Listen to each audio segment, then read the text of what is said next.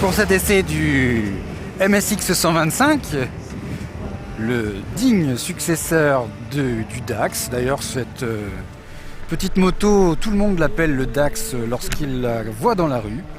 Et bien, tout logiquement, parce qu'il s'agit d'une moto de petite taille, évoquant bien entendu son illustre aîné.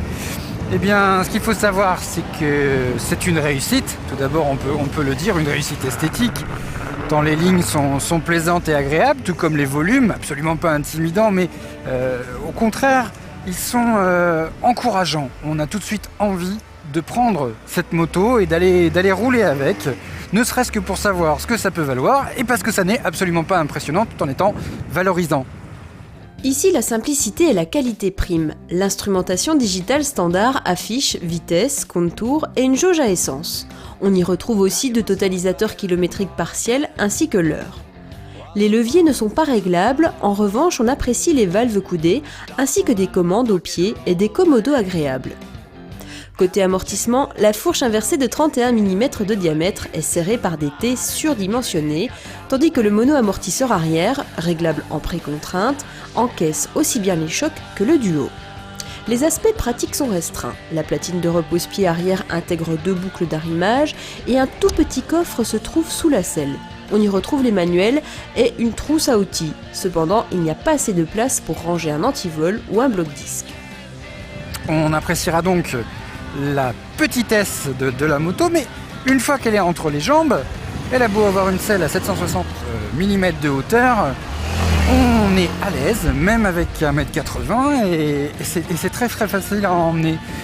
Le frein est très agréable, hein. Il faut dire qu'à l'avant ça pince fort, il n'y a jamais que 100 kg à arrêter, plus bien sûr le poids du pilote, mais c'est très peu. Les pneumatiques V-Rubber ne sont pas mauvaises du tout sur le sec, mais par contre sur le mouillé, ça se corse un peu, surtout sur l'angle et au freinage. Le monocylindre 4 temps repris à l'Innova 125 est une petite merveille d'efficacité. Fonctionnement très silencieux, doté d'une boîte de vitesse standard à 4 rapports et d'un embrayage par câble, ce mini-bloc affiche 124,9 cm3 et une puissance de 7,2 kW à 7000 tours par minute pour un couple maximal de 10,9 Nm à 5500 tours minute. Et voilà, une bonne accélération. Comme vous le voyez, c'est dynamique. Attention, on va attaquer une bosse. Allez, yop. Et voilà, un petit saut. On n'a peur de rien au guidon de ce MSX 125. Ce moteur est très agréable. On peut vite se retrouver à des vitesses usuelles. Et en agglomération, on peut se retrouver sur la 4e vitesse et ne rien consommer, sachant que nous avons parcouru environ 200 km avec les 5,5 litres du réservoir.